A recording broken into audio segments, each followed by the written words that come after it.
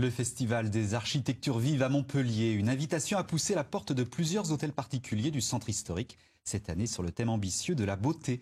16 installations sont proposées par de jeunes architectes. Visite guidée par Daniel de Barros et Enrique Garibaldi. Tout cela, c'est du bidon. En fait, 800 bidons d'eau utilisés par les hôpitaux.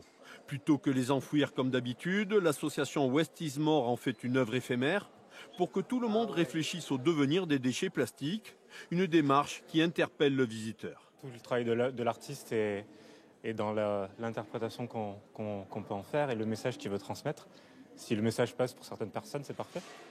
Cette structure est l'une des 16 installations disséminées dans l'écusson montpelliérain par le Festival des architectures vives, avec cette année un thème ambitieux, la beauté, et des œuvres très diverses.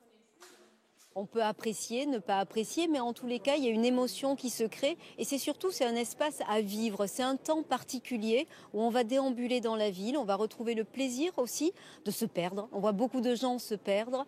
Et c'est aussi cet intérêt. Et la beauté, c'est une manière aussi de faire plaisir aux gens et de se dire que de manière aussi simple que ça, apporter un peu de temps suspendu et de plaisir aux gens, en tous les cas, c'est une des ambitions qu'on met en œuvre.